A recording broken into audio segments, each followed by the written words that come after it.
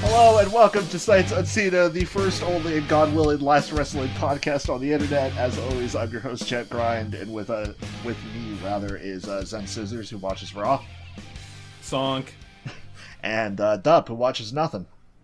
I fucking hate this podcast. So, the reason I didn't specify that I watched anything this week is because I watched two things. Well, good for you. Well, Aren't you fucking special? da, you bourgeoisie asshole.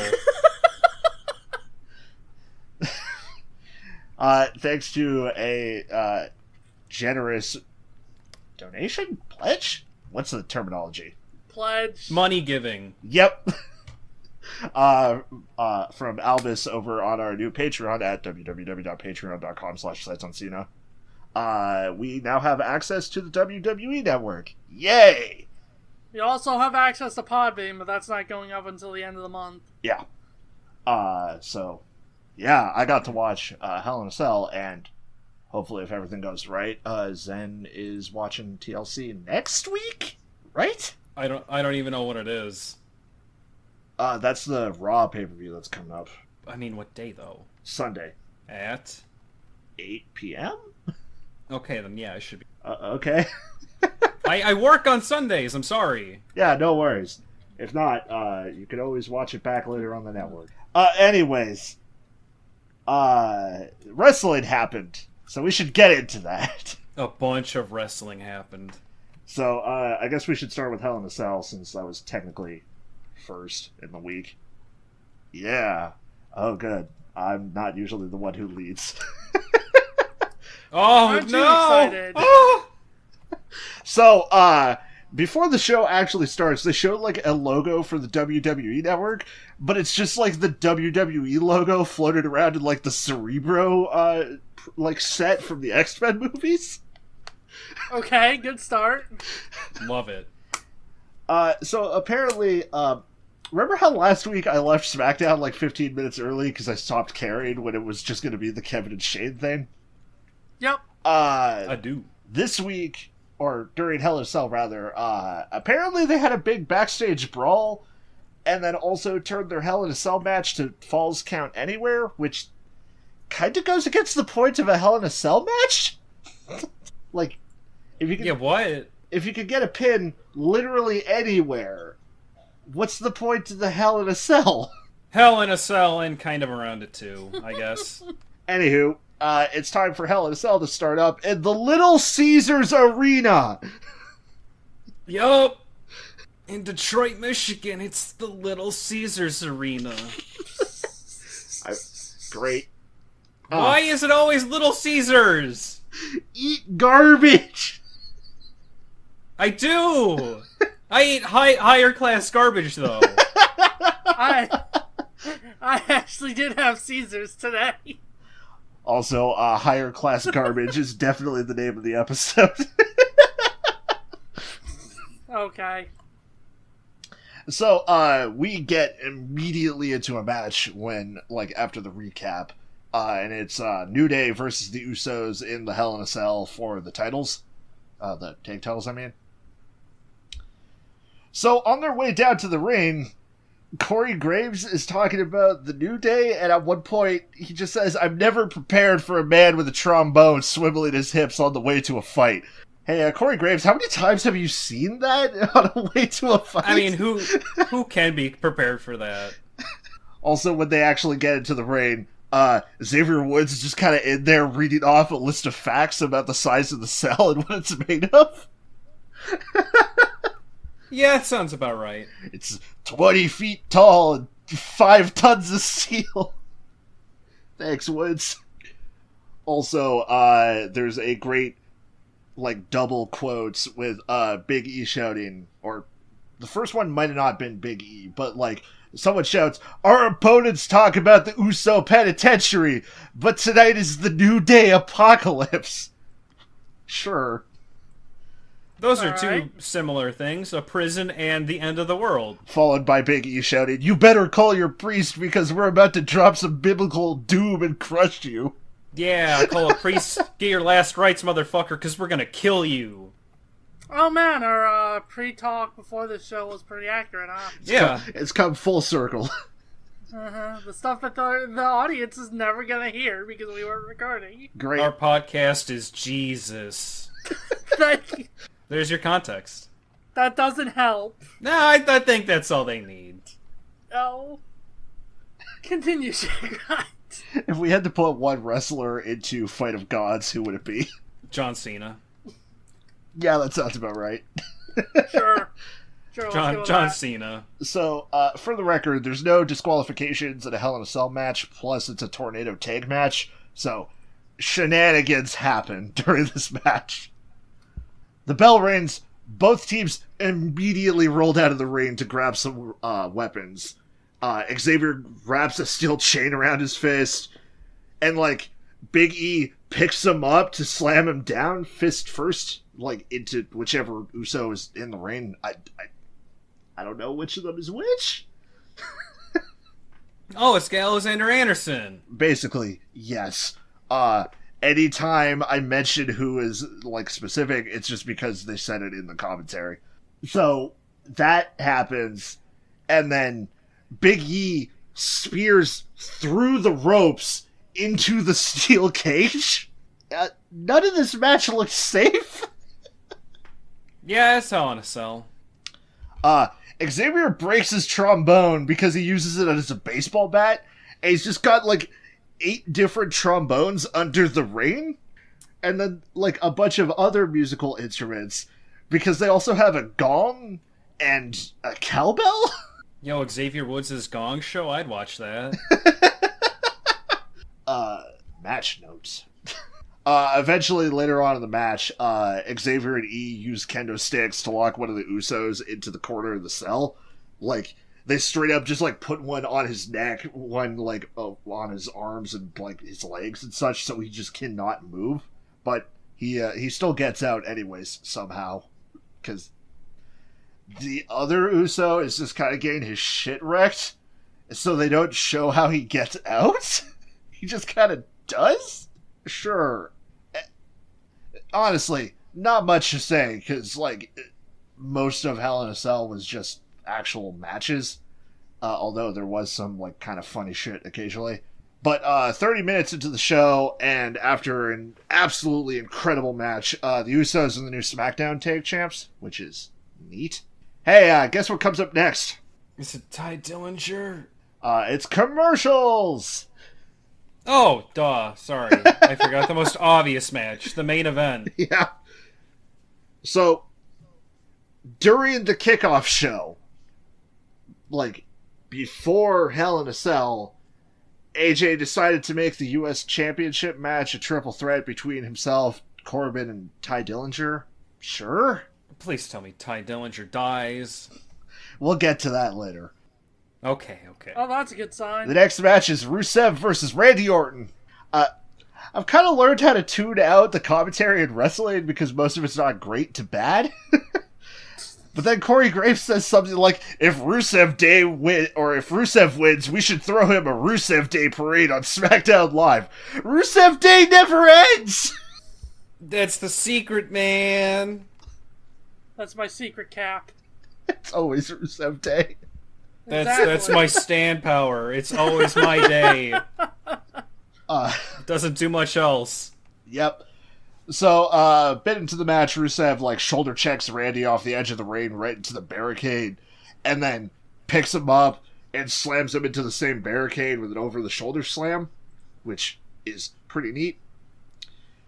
So, the first 15 minutes or so of the match is just Rusev destroying Randy, and anytime Randy seems to be getting any kind of momentum, Rusev just starts wrecking him again.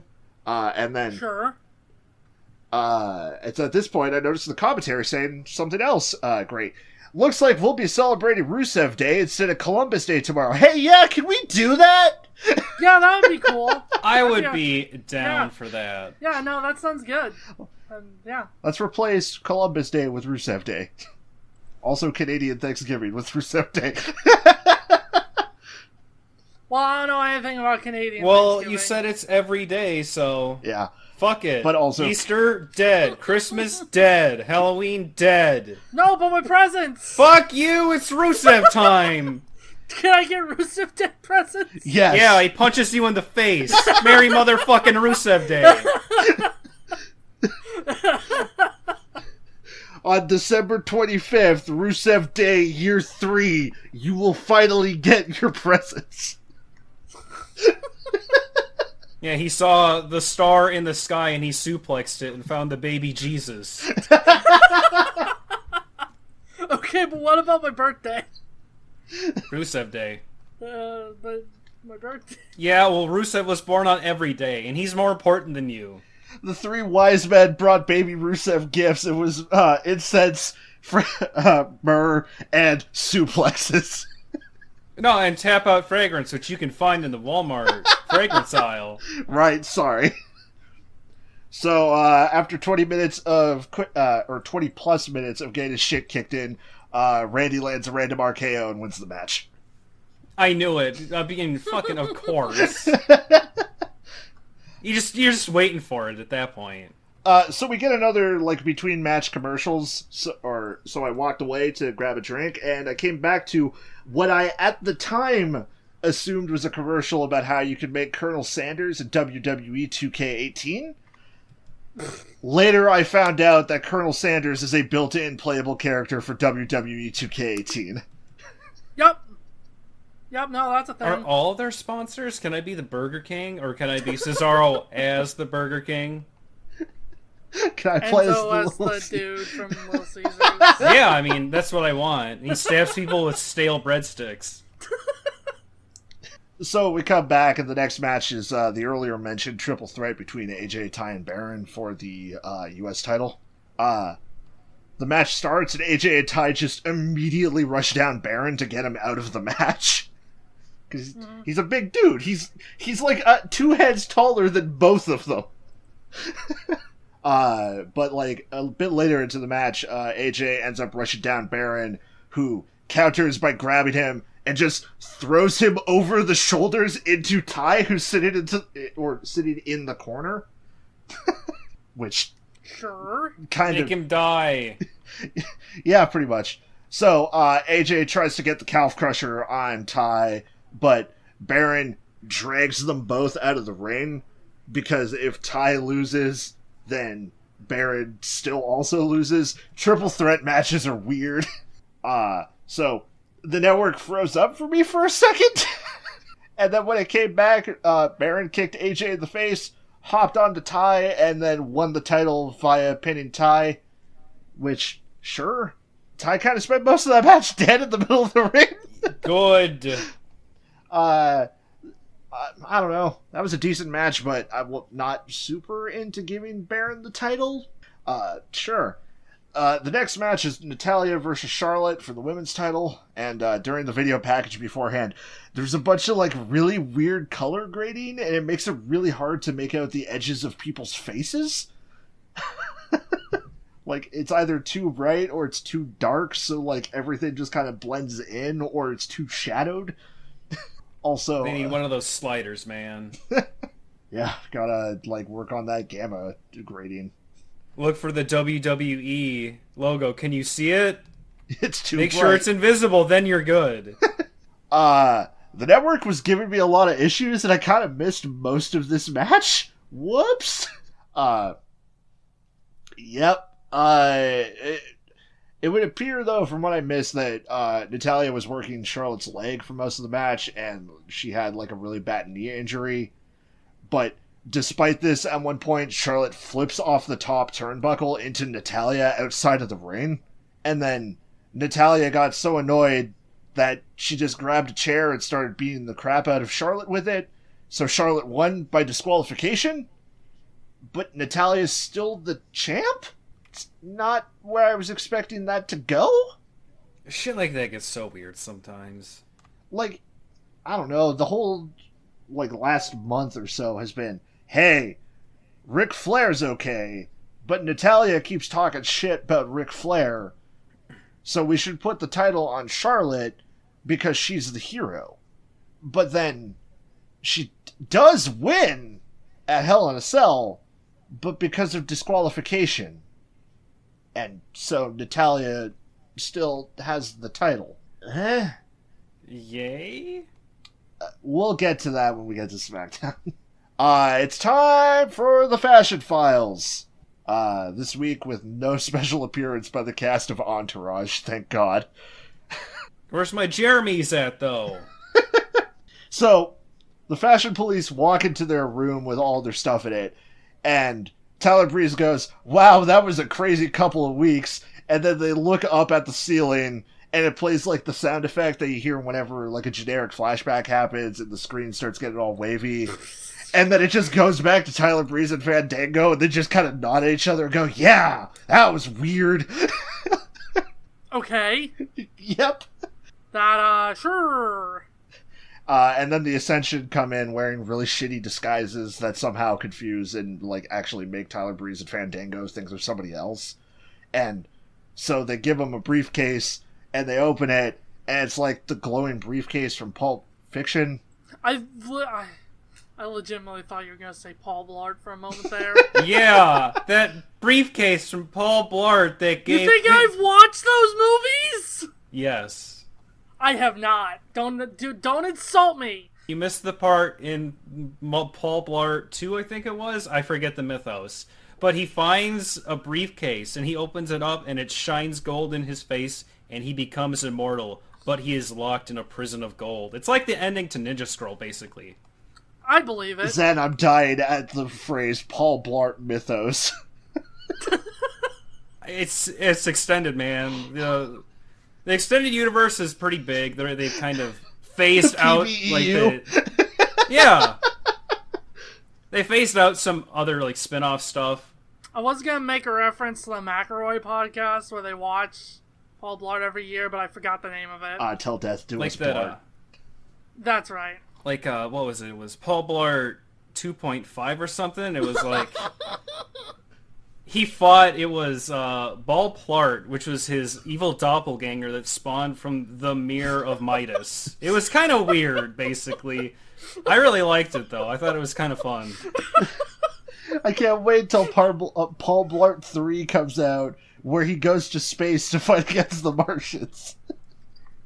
No, that's X, man. And then he goes and he fights Freddy and Jason at the same time in a triple threat in Hell in a Cell. Brought it back! So, bad news, the Fashion Files have been canceled. Well, good news, Brizego got a new show, Pulp Fashion. okay. They said it would come on Tuesday, but it didn't actually show up on SmackDown, and I'm only just realizing that now. Good job. So, the next match is Shinsuke Nakamura versus Jinder Mahal for the main title. At this point in the show, I realize that Dolph Ziggler is higher on the card than Nakamura is, and I'm sad as hell. That's dumb. A little bit. Also, the commentary during this match loves to reference that time Jinder got racist. And, yeah. I mean, I was going to too, because it's hard to forget. The crowd is completely behind Nakamura. I can't figure out why. But they won't stop chanting for him. Oh, jeez, I wonder.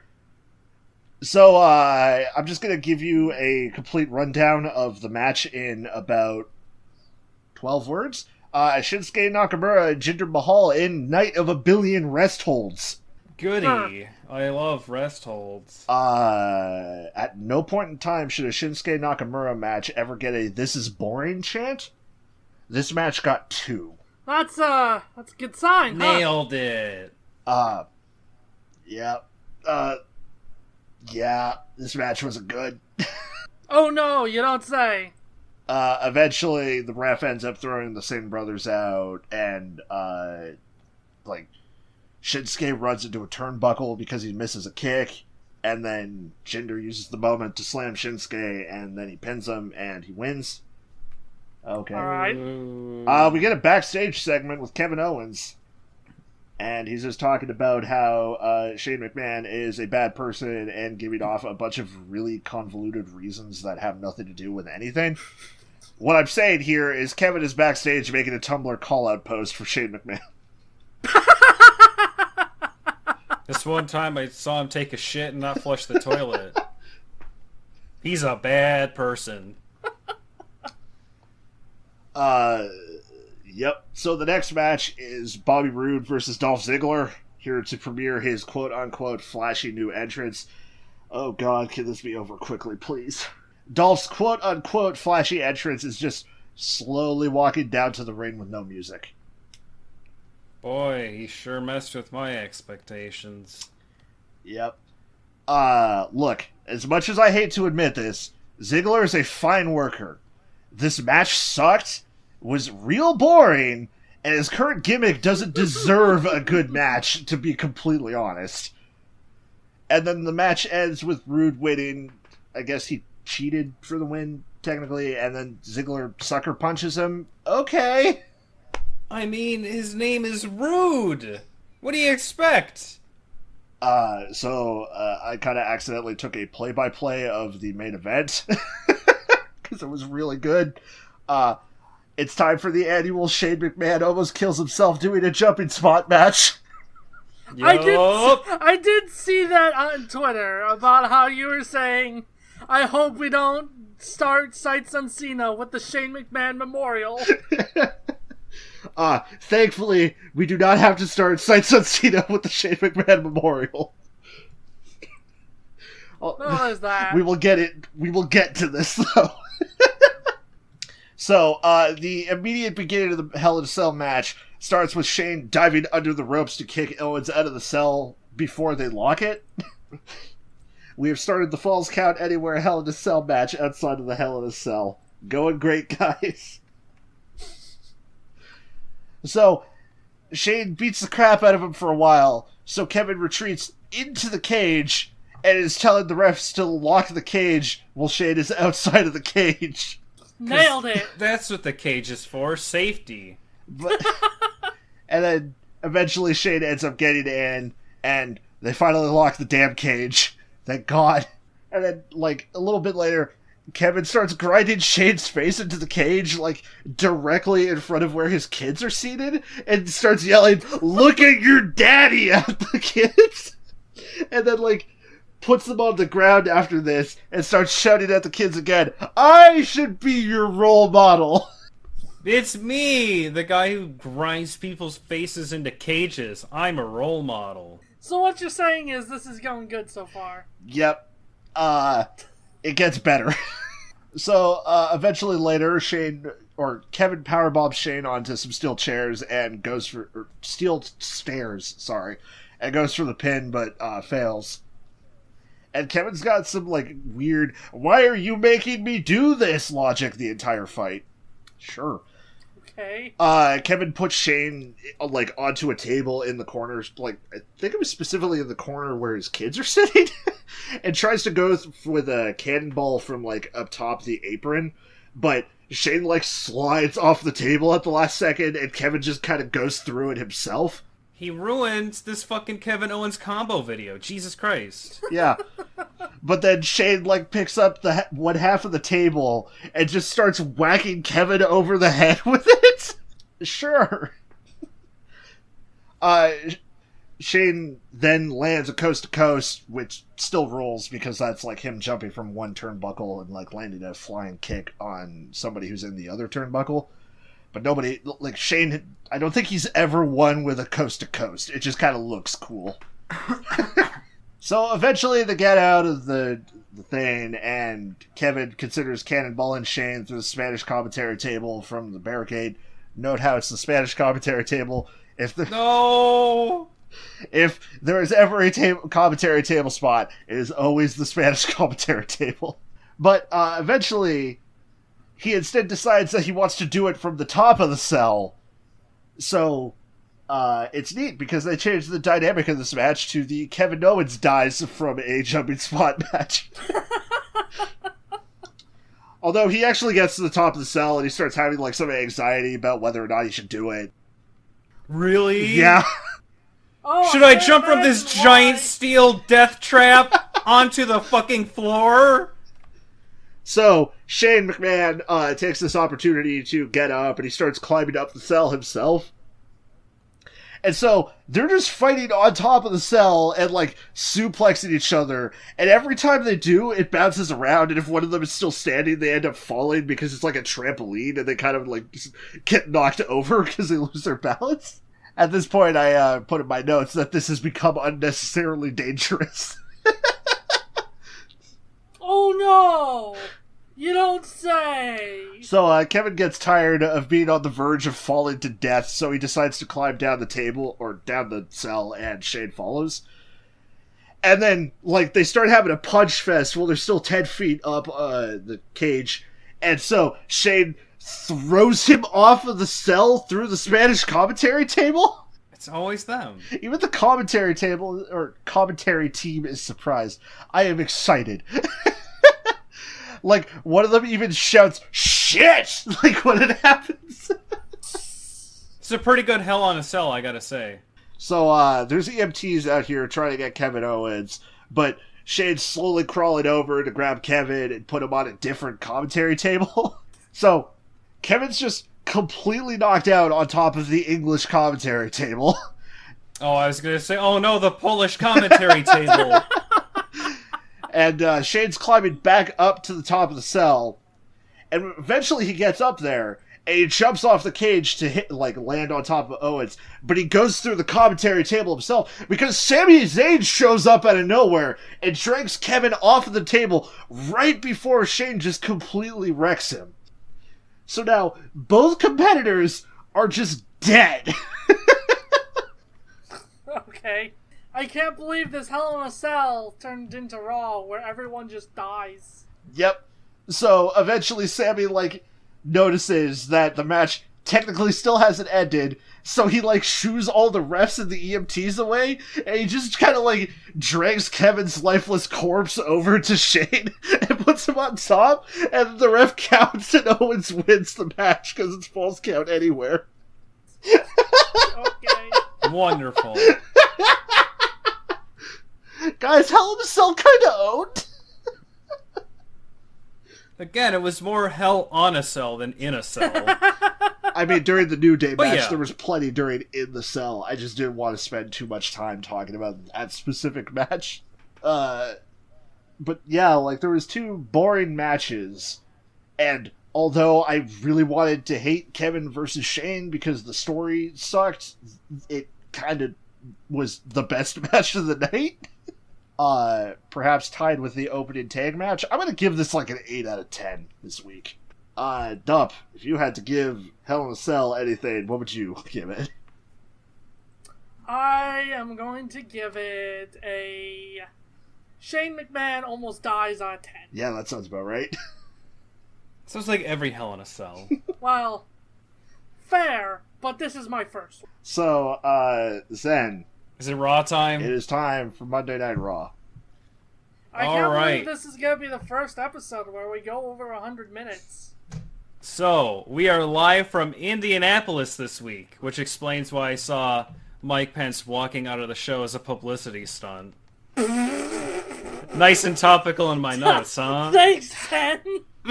That's past then. I quit. I'm out. This Mmm. podcast sucks. I quit. Like... Okay, hold on. What was your thought process for this joke, Zen? Indianapolis. Wait, where even is Indianapolis? In Indiana! Okay, it is in Indiana. I didn't... Look, I don't know states. It's the fucking name! Well, look. The only reason I know about Indianapolis is because of the 500, where they just kind of go left like 2,000 times. You mean shitty F-Zero? Pretty much. But yeah, alright, we're in Indianapolis. So what are we gonna start? How are we gonna start this week? That's a very good question. We're gonna recap Roman Reigns dying. Again. Okay. I thought you were going to say with Elias. No, not yet. That's good. He's been in every fucking show. Alright, so, of course, recapping Reigns, so he gotta show all those Superman punches. but I don't count them towards my drinking game because that would be cheating. Yeah, you'd be dead before the opening recap. I was gonna say... Those were in the past, they don't count. So, we start off, Miz is in the ring, and he's doing his Miz TV shit. It's time for, quote-unquote, the most anticipated sequel to an award show. What? What? Award shows shouldn't have sequels. Oh, yeah, I can't wait for the Grammys 2, Revenge of the Grammys. Oh, yeah. The Tonys 2, Judgment Day, love it. I'm waiting for the third in the trilogy, the Tonys. Oh, yeah, that remake of Tora Tora Tora, except with the Tonys. I loved it. I'm quitting. I'm done. Well, hey, we're not doing any of that shit. We're doing the Mizzies. Oh. I'm quitting. Oh, God. I shouldn't have expected anything less. Is he like a bee now? What? I don't know. It's the Mizzies Awards, and he's got these, like, shitty trophies that looked like they were made at 3 a.m. because the trophies for Timmy's soccer team were running a little longer than expected. They look fucking stupid. Great. So, the first Mizzy goes to Curtis Axel, longtime Mizzian. Oh. Huh. And then we get the crowd chanting, "You deserve this." I think that's a bunch of bullshit. I think chair number 4 got snubbed out of the runnings, but that's me. Now it's time for our next Mizzy. And who's it going to go to for Best Supporting Actor or Best Supporting Role? Enzo? It's a tie. It's a tie between Cesaro and Sheamus Oh, yeah, I guess that makes sense. for their role in The Destruction of Roman Reigns, which is apparently being adapted into a screenplay. Good. I want to watch that movie. And I'm just like, oh, another fucking remake. Hollywood really can't think of any new ideas, can they? So yeah, Cesaro and Sheamus come out, they get their award, and Sheamus is like, yeah, this is cool. We could go to the stratosphere. And I guess Sheamus is telling us that we're going to see wrestling in space. But sadly, I'd be okay with that. I would too. Coming to you live from the moon. That'd be cool. 0G wrestling. Jack Grind. Uh-huh. Do your wrestling tabletop, but make it take place in space. God. That's just Kaneko Man. If we out of nowhere got hired as the people who had to name the pay-per-views and we had to name the one that takes place in space, what would it be? Let's see. I'm trying to think. Shit. I'm not good at off the cuff puns. Starcade. We just steal the WCW Starcade. Nailed it. I will take my $33 million now, Vince McMahon. I'm gonna call it No Gravity because I don't give a shit.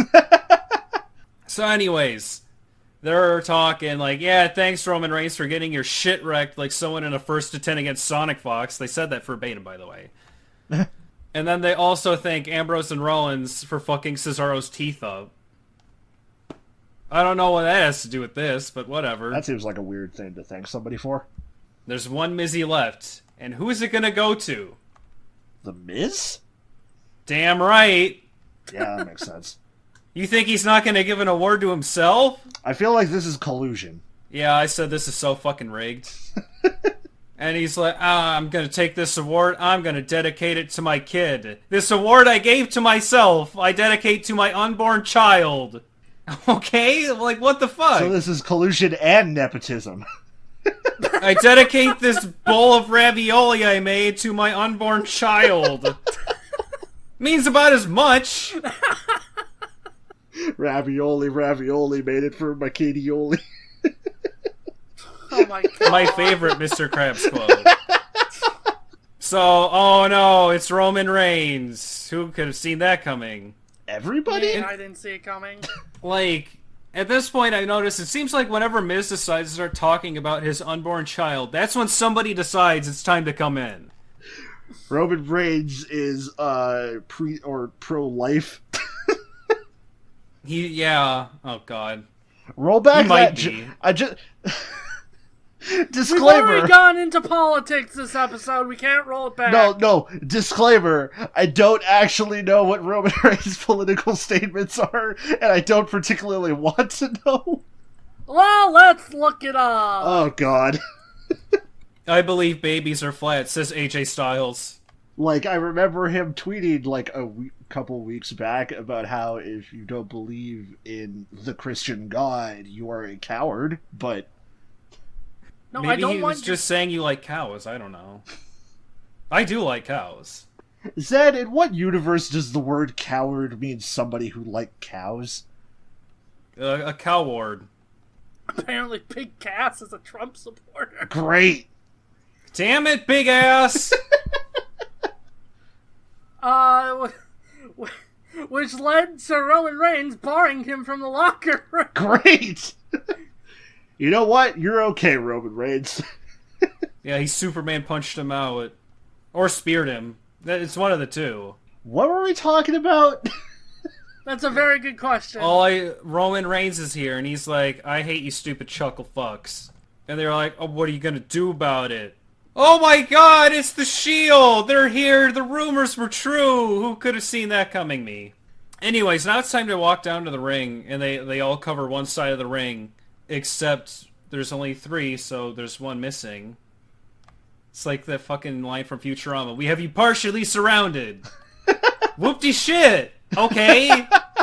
Also, as a quick thing for anybody who didn't notice, WWE actually spoiled this happening, because before Raw started, they were announcing on Twitter, hey, go buy this brand new The Shield t-shirt. Unrelated reason to anything that's going to happen tonight, though. It's just, we really thought you wanted a new Shield t-shirt.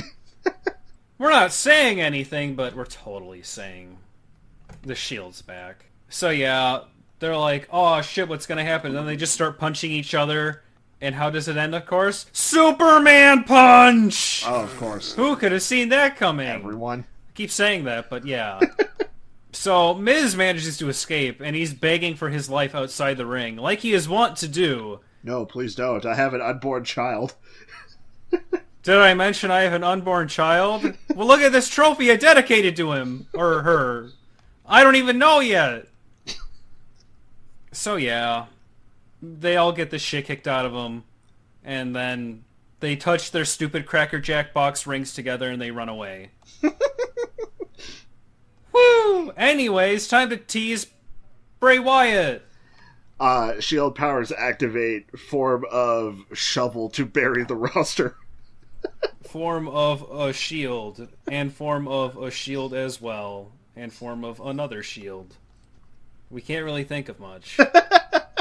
Okay, now we're back to the Shield strolling again. Why did we tease Bray Wyatt there all of a sudden?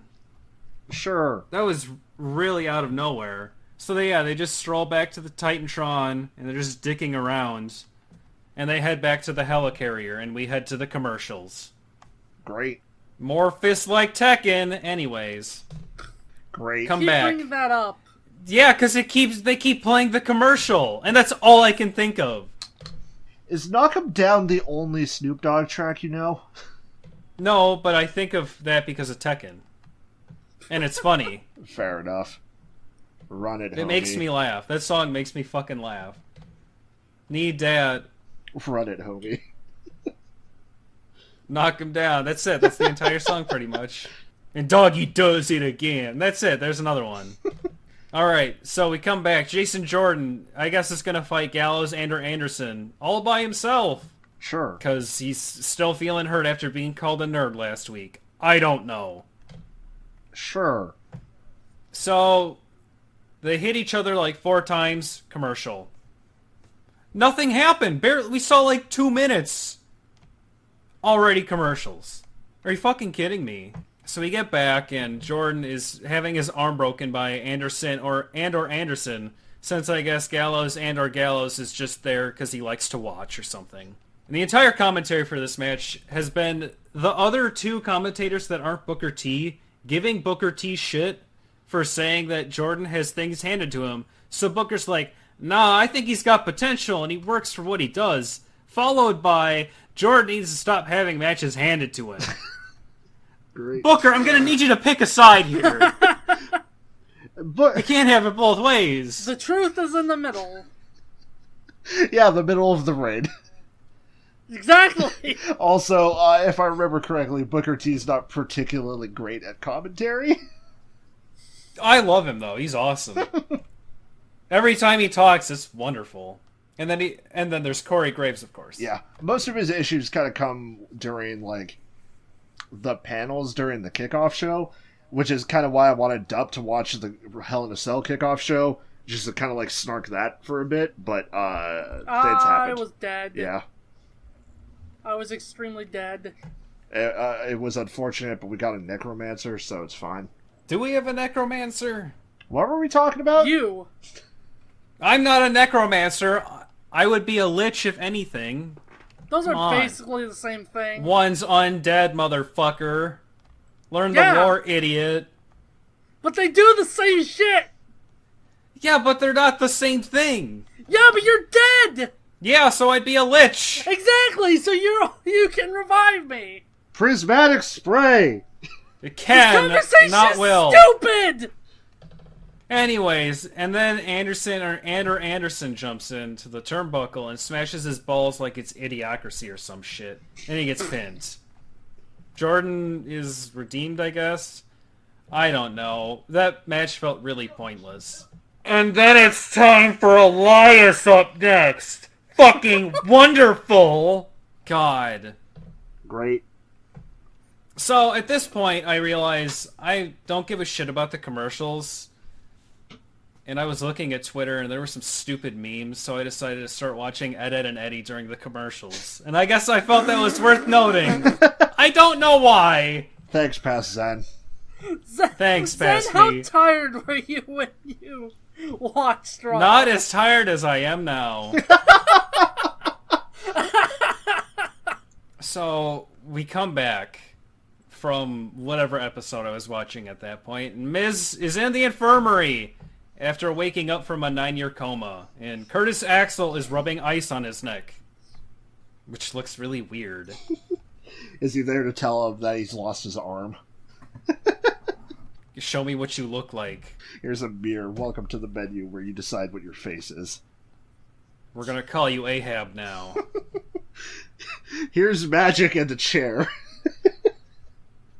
Speaking of, they're like, Kurt Angle's there, he's like, I'm gonna set up a TLC match for you against the Shield because, duh. And Miz is like, I can't believe you're rewarding them. And it's like, really? You're gonna give him shit when all you did was beat Roman Reigns to death 2 times in a row with chairs. And he's the bad guy. Well, yeah, that checks out. That definitely tracks. Anyway, it's time for Elias. Are you ready to walk with Elias? Is he gonna start singing gospel music at me? No, that's just what he says every single fucking time. Who wants to walk with Elias? Are you sure he's not singing gospel music? Well, yeah, because all he does is sing the "This Place I'm In Sucks Shit" song. That's his entire repertoire. It's awful. So yeah, Indianapolis is surprisingly down to walk with Elias. I don't know why. And I guess it's not just going to be talking shit about Indianapolis, it's also going to be talking shit about Apollo Crews. No. And then all of a sudden they change their tune and they're like, boo! And he's like, if that's how you feel, then maybe I won't do a song. Crowd erupts into loud cheering. And Elias is like, well, fuck you, just kidding. I like the sound of my own voice too much. Damn it. You know what? I'll give him that one. I'll give him that one. Yeah, that was an alright line. So he goes to strum his guitar, and it turns into this cacophonous bullshit, and he's just looking around like, what the fuck?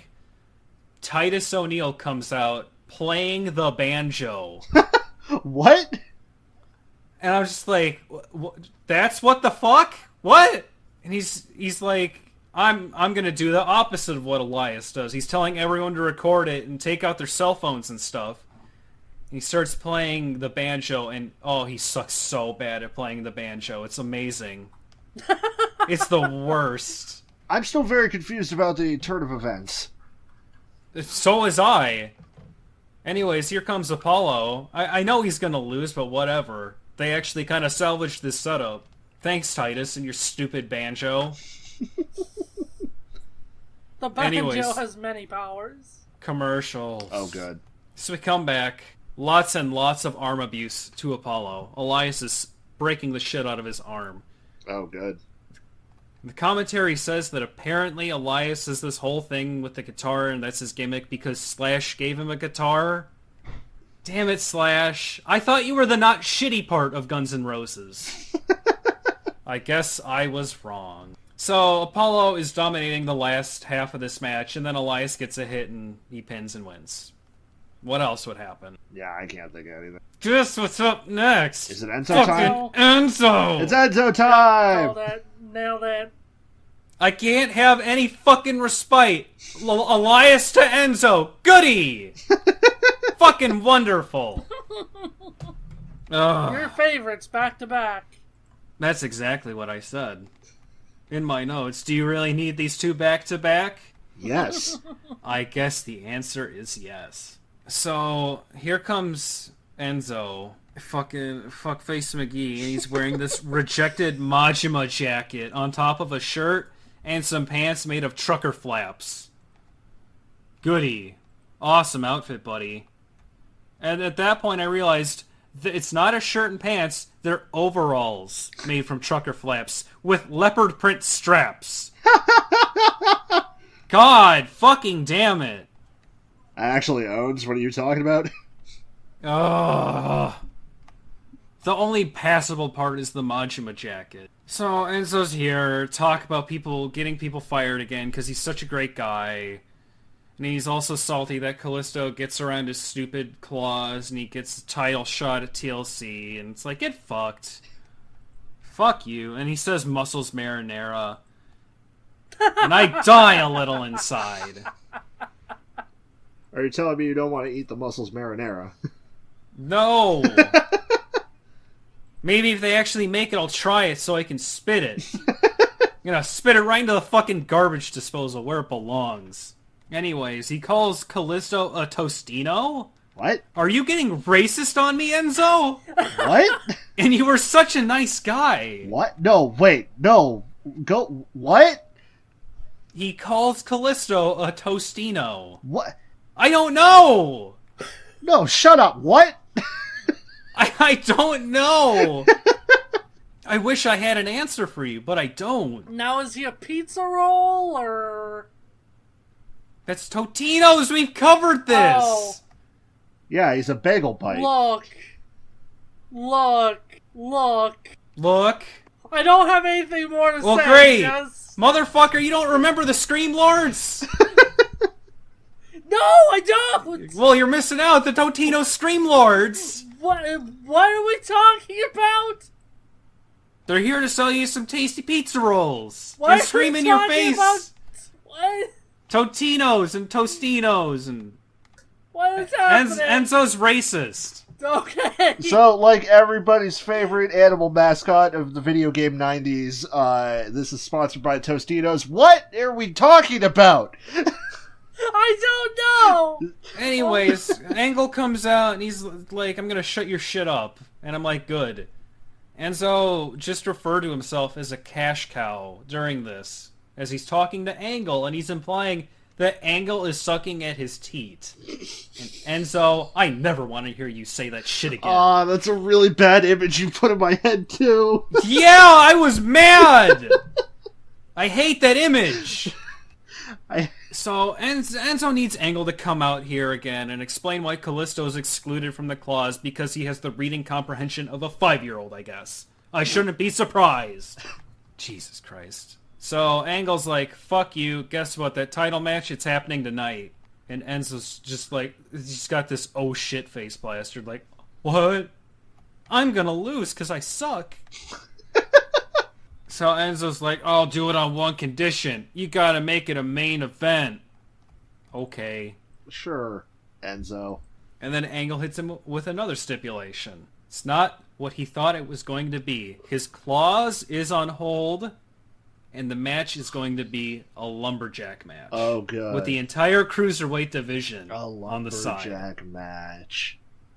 What's a lumberjack match? It's a regular match, but the entire ring is surrounded by other wrestlers. And then, like, they just kind of grab you and throw you back in the ring. Yeah, but this is a one-sided one where everybody hates Enzo. Fair enough. So it's good. Lucha Underground actually had a really interesting version of the lumberjack match where instead of wrestlers, they surrounded the ring with fans that were given leather straps and told if anybody leaves the ring, beat the shit out of them. So that was... Just whoop them. Yeah, that was a fun one. So, yay, I'm looking forward to that match. Time to tease Sister Abigail some more. Okay. Oh, Just God. get it over with. Oh, God. And then it's time to recap the Shield. It hasn't even been an hour since that shit, dude. Why are we recapping? So, they show this card for TLC but with the match between The Miz and his boys versus the Shield. But according the way they have it set up, apparently The Miz has a copy of WWE 2K18 on his team. Which seems unfair. You think he'd win. That's kind of cheating. At least I would think. So what's coming up next? It's Strowman, but commercials. Okay. Sure. So, come back from commercials. Every time. Every time. That's how we always come back. Yeah, and it's never going to stop being funny to me because you keep doing it. Because it always makes me laugh because we come back from commercial, dead silence. I'm gonna have to look this theme up. No, don't. It's literally the first part of it. You need to listen to 2 seconds and you're good. Also, no, don't. You're going to ruin the magic. It's literally what it is. And you get a picture of stupid face. That checks out. Yeah. So who's next up on the chopping block? I guess Matt Hardy, because he hasn't fought Strowman yet, I guess. But is he broken? Actually, I did note this. The commentators are alluding to the fact that Matt is losing it without his brother around. So one might say he's coming undone, almost like he's broken. Or he's George Lutz, one of the two. Or he's what? George Lutz! Who?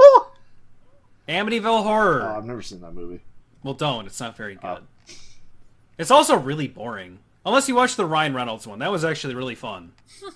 So, we come back, and Strowman is basically ripping Matt's skeleton out of his body. And that's pretty much the entire match. He's getting nowhere fast, and Courage ain't here to save him. So, now he's bringing it back. He does manage to get like a hit in at some point. He catches some momentum. Almost ends the match, and then Strowman kicks out at 1. And then Strowman decides that he's done with the match and just ends it there. I see. Because that's just what Strowman does. I'm done with this match, so I'm just going to end it. So wait, does he like actually get the pin for the win, or does he just walk away? Oh, yeah. Okay. No, he pins to win. And then he does his regular Juggernaut shtick, where it's like, now I need to beat the shit out of this person's body. So, It's a he Mortal beats the shit Kombat out of fatality, Matt. this man. Bunch of disrespect. I'm just imagining Braun Including- Strowman like taking off his head or like skin, revealing a skull and breathing fire. Oh, he would do Jack's fatalities. He's gonna drop Matt Hardy off of a cliff and saying, "This is not a brutality. This is a fatality." God! This conversation topic is over. What happened next? So, Strowman, he decides, fuck it, I'm gonna take Matt Hardy back to my cave, and he just slings him over his shoulder and walks back to the Titantron. Okay. But then he gets stopped by... Dun dun dun! The Shield! Because this is the Shield show now. What? Rollins and Ambrose want some revenge, I guess. Oh.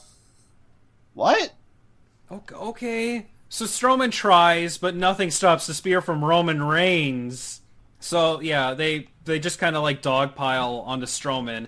They clear the Spanish commentators table, of course. What are they going to do? They're going to plunge him through it. They're pretty fucking salty after last week. Or the last couple weeks, honestly. Sure. And that's it. That's it. And I realize that match had nothing to do with the Shield, and it became about them once the match is actually over. It had nothing to do with them. And then match is over. Okay, now it's the Shield time. Now it's about the Shield. Okay, but let's be fair here. The most Roman Reigns move is to inject Roman Reigns into a plot that has nothing to do with Roman Reigns.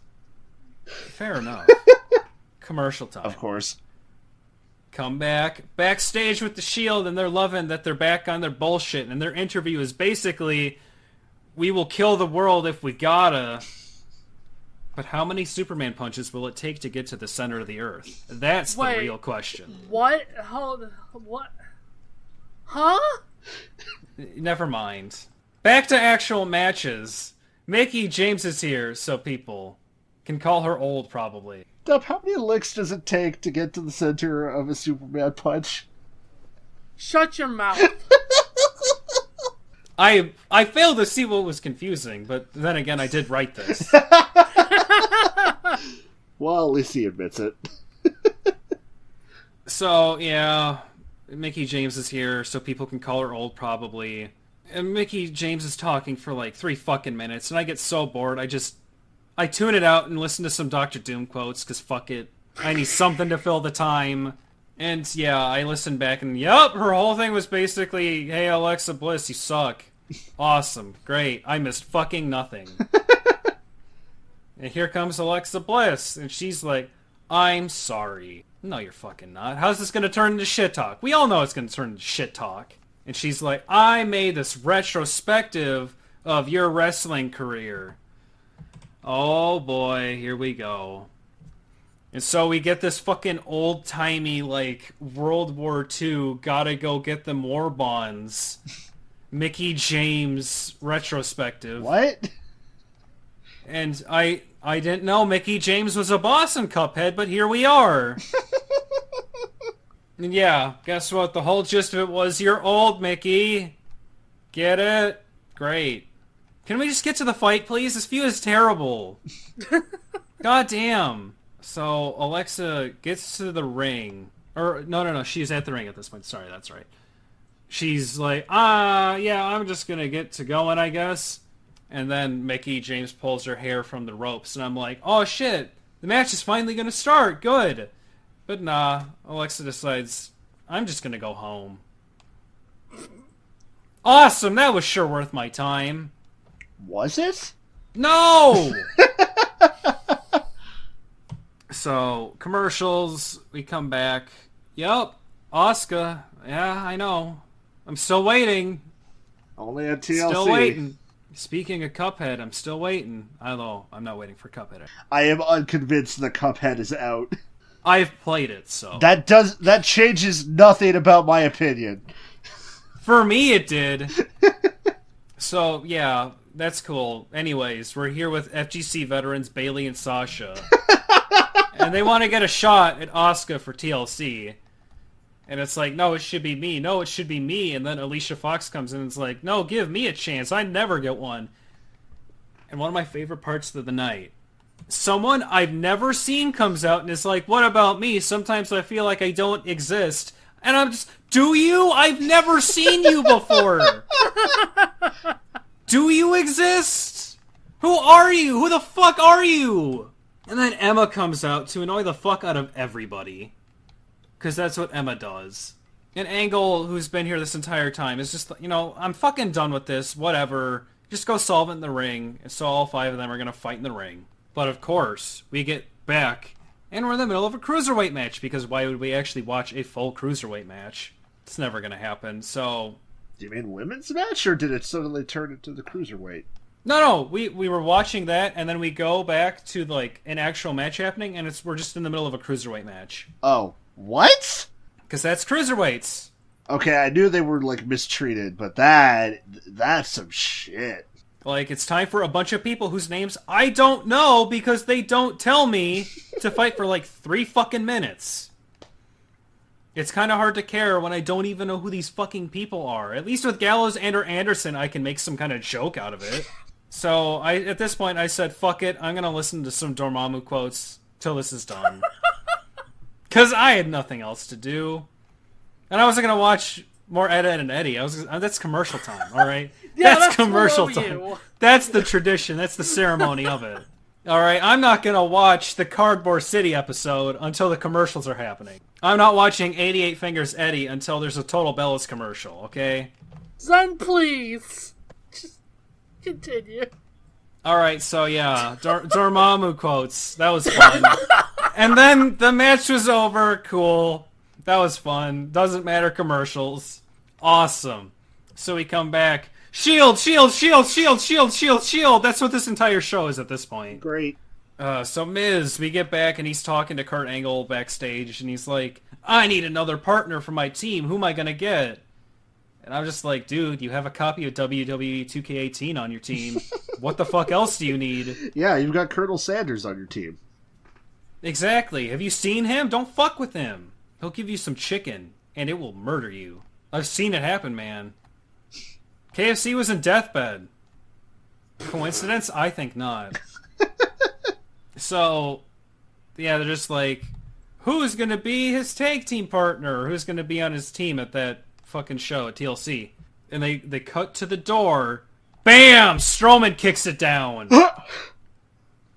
He just fucking rips the door off its hinges, and he walks in and just breathes heavily at Kurt Angle and then just walks the fuck out.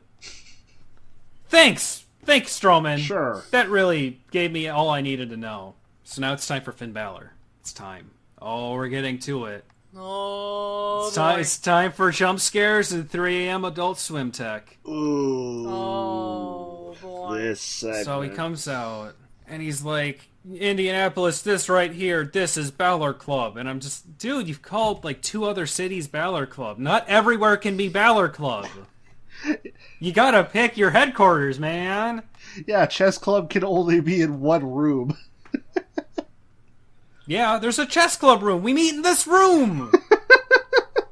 If you go to another room, guess what? You miss out, motherfucker. Anyways, jump scares! Oh, We boy. We cut to the weed dimension, and there's an empty rocking chair. Oh, and then Bray decides to walk in. I guess he was taking a shit or something. Late to his own promo. Good job, dude. He's going on some fucking tirade, whatever, about Sister Abigail. And he's like, they turned her into some kind of monster. And like, oh no, they turned her into a shitty Saint Anger song. Fucking some kind of monster. That's I hate that fucking song so much. This is a very strange episode we were having right here. It was a very special night. You flush it out. You flush it out. The rising tide comes up to the other side. My lifestyle determines my death style. I hate Frantic, this tick, podcast. tick, tock. Oh, fuck Saint Anger. I hate that album.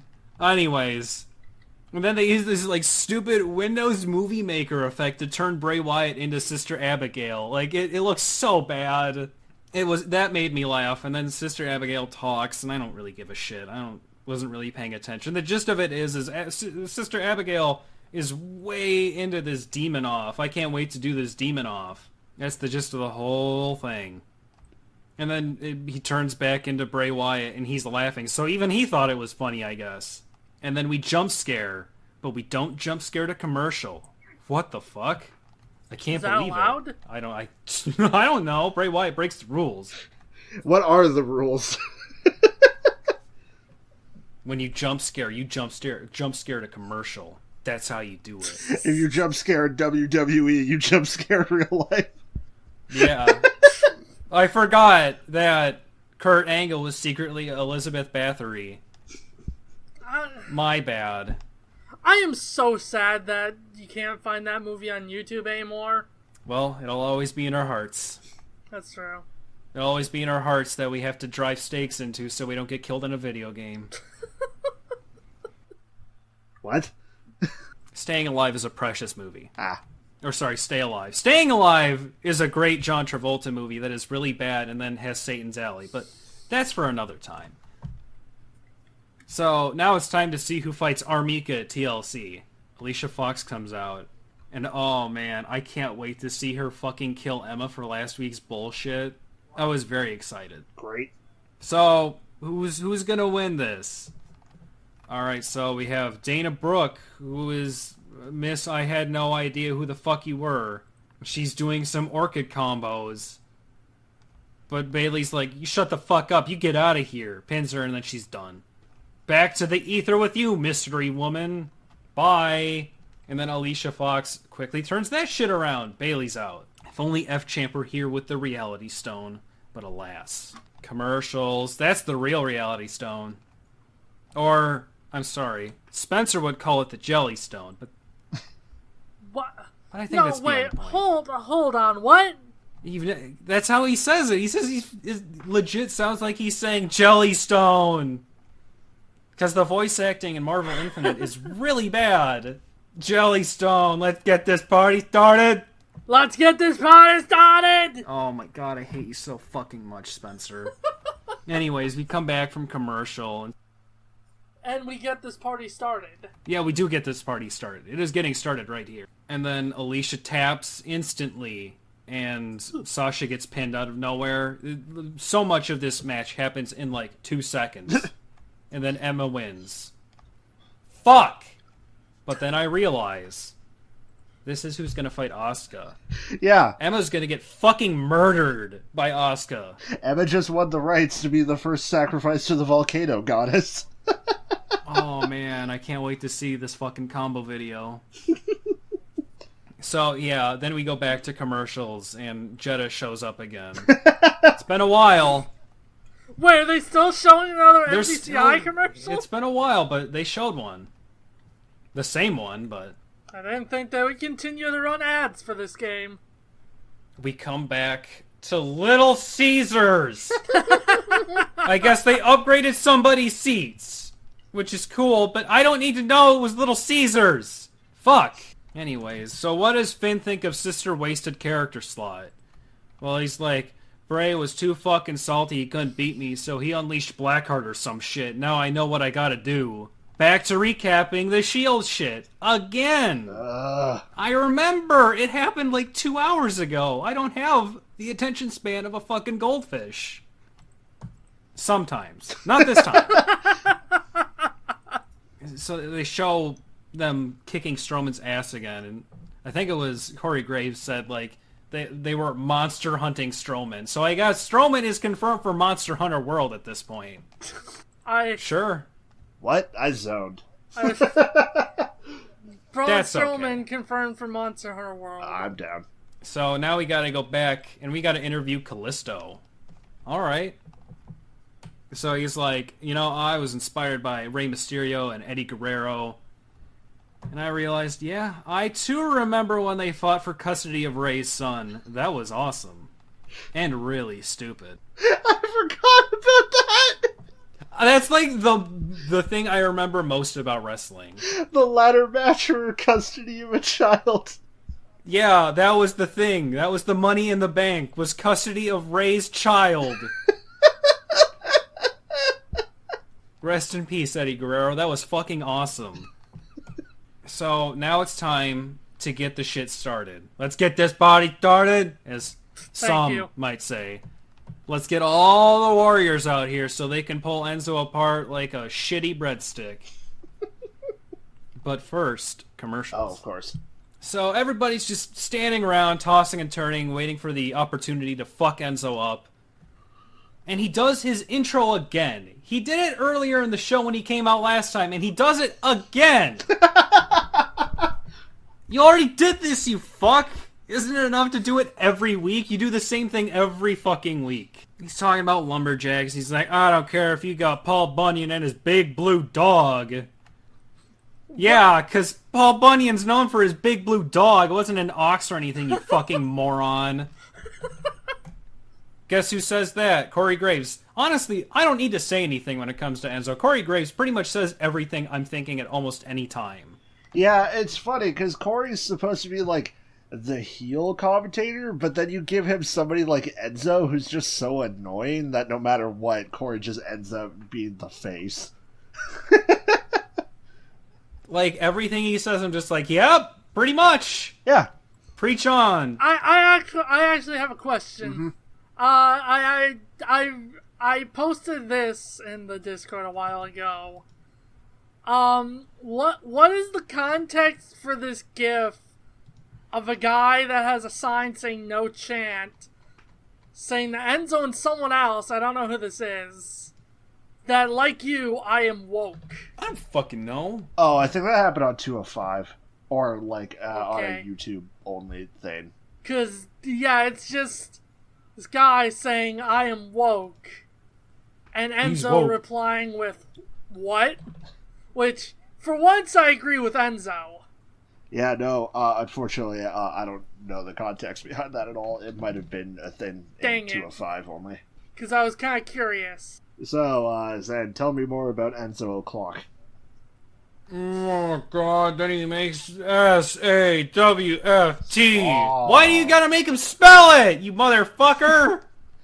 I hate you, and I hate your face. Your stupid fucking facial hair face. Honestly, the funniest thing to ever come out of the soft chant is in NXT, one time Cena was there, and then Enzo and Cass came out to promo on Cena and did the soft chant, and then Cena just immediately quit back with, I think your brain, specifically like the spelling part, might be a little bit soft. It's because it's made of muscles marinara. So, ding ding, let's get this match started. Kalisto opens with a fucking Dark Souls roll. He's ready for this match that will pretty much be the covetous demon. Let's be honest here. So Enzo dodges out of the ring at some point, and then he remembers the whole setup of this match. Oh yeah! There's a bunch of people who hate me outside the ring. Oops! Commercials. Great. So we come back, and honestly, you know what? For an Enzo match, this is actually kind of has a pretty good back and forth. Instead of him just dying and then having his opponent trip over his corpse and die more than him, making him the victor. What? Hold on, this actually just reminded me of something. Zen, are Yeah. you saying that Enzo's Lucky Ted? He is pretty much a shitty Lucky Ted. Oh boy! How you doing? Fuck. So, yeah, honestly, this match is pretty good. There's a lot of close pins, and there's a real good back and forth, and overall, it's a pretty interesting feel. I'm sorry, did you just I hate actually Enzo. say that you enjoyed an Enzo match? It's actually pretty good. Like, I hate Enzo. I do, but the back and forth here is actually kind of keeping it interesting. So, at some point, like in the middle of the match, there's a cruiserweight civil war that happens outside the ring. What? And they just all start... they form this fucking mosh pit. And they just start fighting each other. And Kalisto decides, I'm gonna do some cool shit. He takes Enzo to the top rope, and he drops him right the fuck onto the brawl, and everybody's just laid out dead on the ground. Everybody just fucking, 6 feet under. It was pretty rad, actually. Thank you, Kalisto. And then there was a scary moment where Enzo almost pins Kalisto, but Mustafa Ali comes in. He's like, "Get that shit out of here!" Great.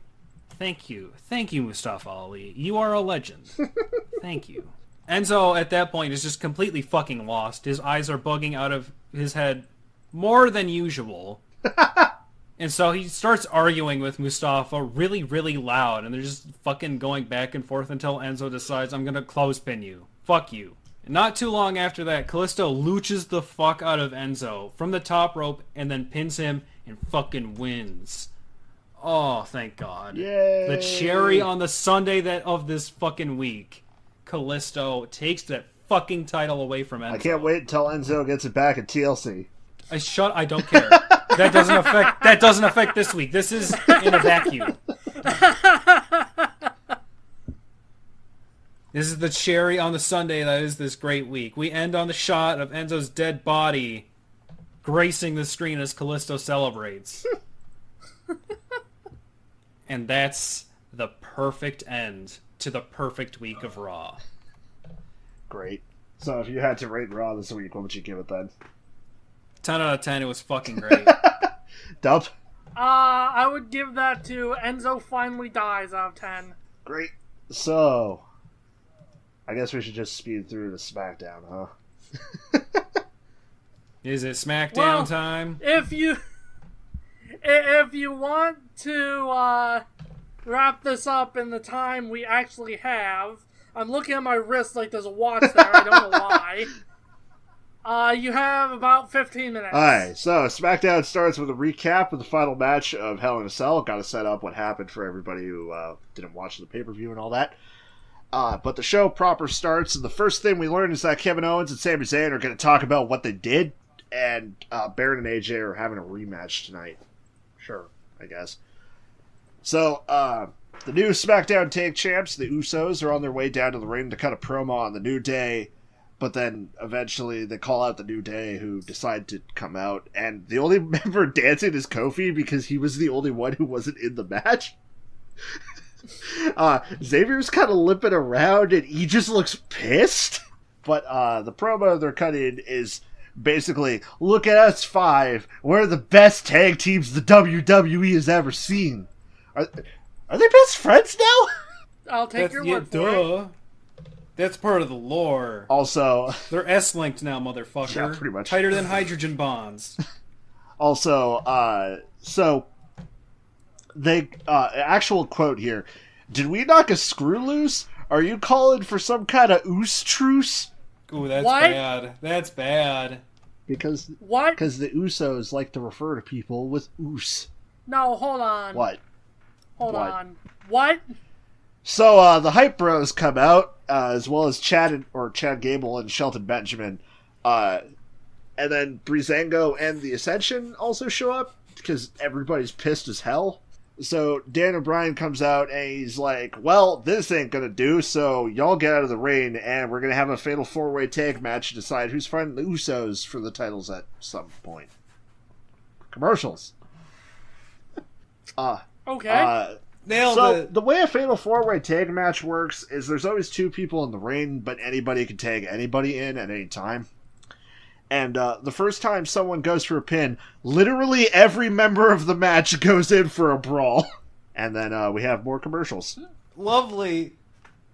So we come back, it's become a bit of a brawl, and like 20 seconds later, surprise at no one, Chad Gable and Benjamin win. Yay. Sweet. We go backstage, and Kevin Owens and Sami Zayn have their own locker room and won't come out to talk to anybody. This is our executive locker room. Suck it.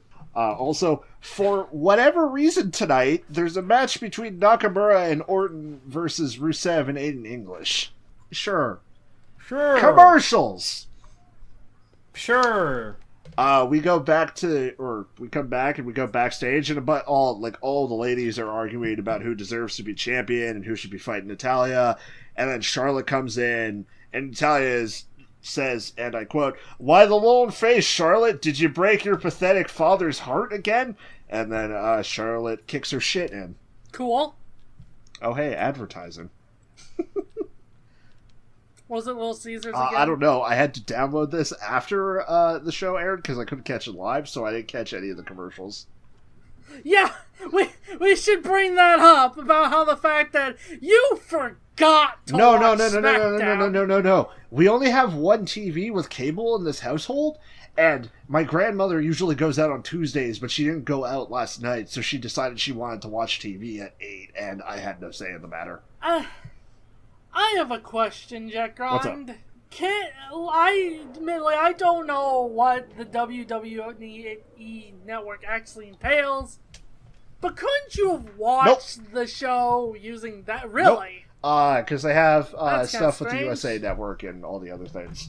The only stuff on the network is original stuff like 205 Live, NXT, blah, blah, blah, blah, blah, blah, blah, and the pay-per-views. The pay-per-views, yeah.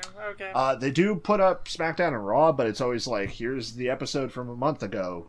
So, Okay. yeah. So we come back, and Carmella has a match against Becky Lynch. Also, James is tied to the ring again. I didn't take any notes for Alright. this match because I looked away for 20 seconds, and surprised that no one, Becky won. Maybe the ring is like the Flying Dutchman or something, and he's a part of the ring, actually. So, more commercials happen, and we come back, and Kevin's limping his way down to the ring after his match at Hell in a Cell. And Kevin's whole thing is, before Sammy saved me, I was cutting my way through the line to the pearly gates. What? Then you're not getting into heaven, motherfucker. God doesn't like cutters. Get the fuck out of here. Cut in line. Get the fuck out. Pretty much. So he eventually calls down Sami Zayn, who's now his guardian angel, and Sammy comes down to the ring, bouncing all around, being happy because he saved his best friend. And the crowd is booing the shit out of him, but also half of the crowd is singing along with his music. Like, it's a weird moment. I hate you, but your theme is catchy. Yeah, pretty much. Actual quote, I tried to hold the values of everyone on my shoulder, and it brought me to the tops of mediocrity. Okay. Okay. So, Sammy's entire thing is that Shane kind of betrayed him somehow, I guess. And so that's why he helped Kevin. And then the two hugged, and they just tried to figure out who should... Like, they fought over who should have the honor. Heel Sammy's gonna own? Advertising. I like how you still are just saying advertising, despite the fact that you don't actually know what was advertised. Oh, yeah, because... You just have to bring up the fact that advertising, in general, happened. Yeah. Because just in case I did actually watch this on TV, over a half hour of the show was ads. We come back to Rusev and Aiden English in the ring, and it's time for them to fight against Orton and Nakamura. As with Hell in a Cell, the commentary keeps talking about Rusev Day like it's still Rusev Day. It's every day. Rusev Day What will day never is today? end. It's Rusev Day. Happy Rusev the 11th. I don't... 10,000 years of Rusev as foretold in the Bible. At one point during the match, Aiden shouts, "This is for Rusev Day" at Randy, and then gets power slammed. Rusev Day does not help people, it seems. It seems like if you talk about Rusev Day, you're going to get your shit pushed in. Yeah, kinda. Also, I accidentally skipped over this. This match has been going on for about 20 seconds, and Randy's already red like he's ran a marathon. Randy does get red pretty easy. Yeah. So, eventually, Randy gets an RKO on Rusev, which lets Nakamura hit Aiden with the Kinshasa, and they win. No one's surprised. I am. During the commercials, we get a promo for the return of Luke Harper and Eric Rowan, the Bludgeon Brothers? The what? Oh, good. The Bludgeon Brothers. Their entire, like... That's a really dumb Yeah, name. their entire returning promo is basically just like, we're gonna take down all the rich folks with our hammers. There is no moral compass. Yeah, fucking, here come... Or is it the Leninist brothers? Are you sure that's the Bludgeon? So, Bobby Roode comes out, and he recaps the end of Hell in a Cell, and then invites Ziggler to come out for a fight. And Dolph comes out, and he's trying to go, "Oh, despite the fact that you were winning, or, like, had the momentum for 90% of the match, I'm still the better in-ring performer." Okay. Cool. And then he shouts at Bobby, "I want a rematch anytime, any place." So Rude decides, hey, you know what? You're annoying, and your complaining is going to be a real pain in the ass of literally everyone. So how about we have a rematch right now? To which Ziggler's response is, "Nah, when I say we're having it." And then he runs away like a coward. I'll do it whenever. How about now? When I say. And I say not now, because I'm scared. So, we go to commercials and then come back, and they announce that next week is when we're getting the Rude Ziggler rematch. Cool. So, the main event tonight is AJ versus Baron, and AJ comes out second, because who needs traditions? And, like, AJ just kind of wrecks Baron's shit and keeps knocking him out of the ring, and, like, commercials happen, and we come back to Baron being the one with the momentum. At one point, AJ dive kicks Baron so hard that he sends him flying over the commentary table, and then, like, slams Baron's face into the ring post, lands the calf crusher, but then Baron escapes, lands the end of days, and wins. What? Oh, okay. Okay. Well, at least somebody's still willing to foot dive in these Dr. Doomless times.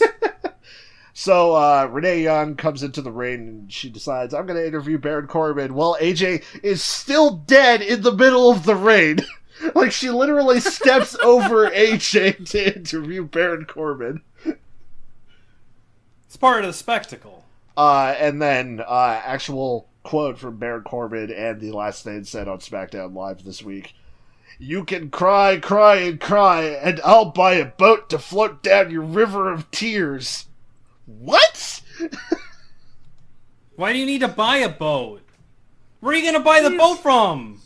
These comparisons are getting very stupid. Yeah, give me your finest tier boat at the boat store.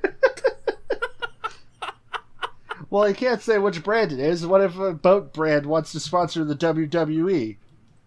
Anyways. Better make them for tiers. Yeah, no, just pass over that, Jack Ryan. Just move Yep. on. Don't Give me acknowledge your it. tiniest boats and your tiniest Damn it, Zen! violins. No, I'm not letting this go. So we float on by because SmackDown is done this week. It happened, I guess. Well, we all float on. It's Wait, like Modest Mouse. Are we actually done? Yep, SmackDown Holy happened. shit! I'll give it like a 6. It was fun to watch, We but it missed- didn't give me anything to do. Anywho, after another 100 minutes of recording, it has been yet... It's messed up! It's- Like we recapped 3 shows and it's still 100 minutes! You literally finished it up in 15 minutes! I'm looking at my wrist again! Thank you, folks, for listening to yet another episode of Uncena. Wait, did you want me to rate Oh, yeah, go for it. SmackDown? I'm gonna give it a boat out of 10. But what kind of boat? A tier boat. Tier boat, good. Thank you for listening. Who makes tier boats? Like, who does that? Can I go down to Cabela's and get a tier boat? Thank you for listening to another episode of Sights Uncena, the first, only, and God willing last wrestling podcast on the internet. And just like Baron Corbin, I am writing the tier list out of here. Good night, folks. Can I get like tier kayaks? Can I get tier pontoons? What are my choices? Nothing! This sucks. Boo! Good night, folks. I'm getting a fucking tier speedboat so I can go tier skiing.